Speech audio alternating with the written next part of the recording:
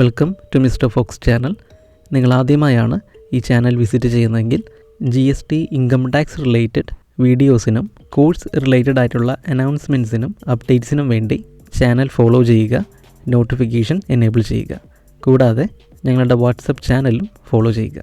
Members only exclusive contents access ചെയ്യാനായി paid membership program Mister Fox പ്രൈമിലേക്ക് join ചെയ്യാവുന്നതാണ്. GST and income tax related ആയിട്ടുള്ള exclusive videos, shorts, regular ആയിട്ടുള്ള updates എല്ലാം തന്നെ മെമ്പേഴ്സിന് ആക്സസ് ചെയ്യാവുന്നതാണ്. ജോയിൻ ചെയ്യാൻ താല്പര്യമുള്ളവർ ചാനലിലെ ജോയിൻ ബട്ടൺ യൂസ് ചെയ്ത് മെമ്പർഷിപ്പ് എടുക്കാവുന്നതാണ്. ജോയിൻ ചെയ്തതിന് ശേഷം ചാനലിൻ്റെ മെമ്പർഷിപ്പ് ടാബിലെ എല്ലാ എക്സ്ക്ലൂസീവ് കണ്ടൻറ്റ്സും നിങ്ങൾക്ക് വിസിബിൾ ആവുന്നതാണ്. മെമ്പർഷിപ്പ് റിലേറ്റഡ് ആയിട്ടുള്ള ഡീറ്റെയിൽഡ് ടേംസ് ആൻഡ് കണ്ടീഷൻസിൻ്റെ ലിങ്ക് ഡിസ്ക്രിപ്ഷനിൽ കൊടുത്തിട്ടുണ്ട്. ചെക്കൗട്ട് ചെയ്തതിന് ശേഷം ജോയിൻ ചെയ്യാവുന്നതാണ്. Thank you for visiting this channel.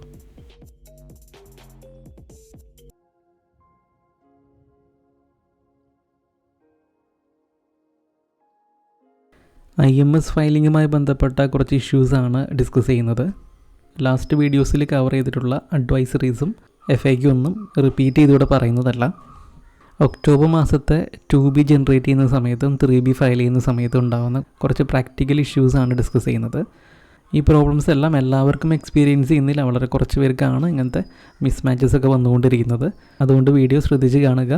Discuss ചെയ്യുന്ന ഇഷ്യൂസ് വരുന്ന ആളുകൾ വീഡിയോയിൽ പറയുന്ന രീതിയിലുള്ള ആക്ഷൻസ് എടുക്കാനായിട്ട് ശ്രദ്ധിക്കുക. ഫസ്റ്റ് ഓഫ് ഓൾ 13th ഒരു അഡ്വൈസറി വീണ്ടും റിലീസായിട്ടുണ്ടായിരുന്നു. Advisory on IMS on supplier view. ഇതിനു മുമ്പുള്ള അഡ്വൈസറീസ് എല്ലാം നമ്മൾ ഡിസ്കസ്ഡ് ആണ്. ഇതിൽ പ്രത്യേകമായിട്ട് എന്താണ് പറയുന്നതെന്ന് നോക്കാം.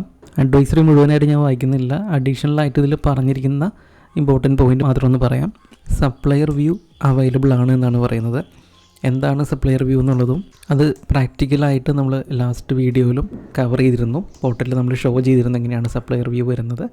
നിങ്ങൾ ഫയൽ ചെയ്തിട്ടുള്ള ഇൻവോയ്സിന് റിസീപ്പിയൻ്റ് എന്ത് ആക്ഷനാണ് എടുത്തിട്ടുള്ളതെന്ന് കാണാനായിട്ട് സാധിക്കും. ഇനി റിസീപ്പിയൻ്റ് എടുത്തിട്ടുള്ള ആക്ഷൻസ് തെറ്റാണെങ്കിൽ അത് അവരെ വിളിച്ച് ഇൻഫോം ചെയ്ത് കറക്റ്റ് ചെയ്യാനും സാധിക്കുന്നതാണ്. ഫയലിംഗ് ഡേറ്റ് കഴിഞ്ഞിട്ടുണ്ടെങ്കിൽ അമെൻഡ് ചെയ്യാൻ പറയാവുന്നതാണ്. അമെൻഡ് ചെയ്ത ഡീറ്റെയിൽസ് നെക്സ്റ്റ് റിട്ടേൺ പീരീഡിൽ നിങ്ങൾക്ക് അവൈലബിൾ ആവുന്നതാണ്. അതെല്ലാം നോർമൽ റിട്ടേൺ ഫയലിംഗ് പ്രോസസ്സ് പോലെ തന്നെ പോകുന്നതാണ്. നെക്സ്റ്റ് പറയുന്നത് 2 ടൈപ്പ് ഡോക്യുമെൻറ്റ്സ് നമുക്കിവിടെ ആക്ഷൻ എടുക്കാൻ സാധിക്കില്ല, പക്ഷേ വിസിബിൾ ആവും.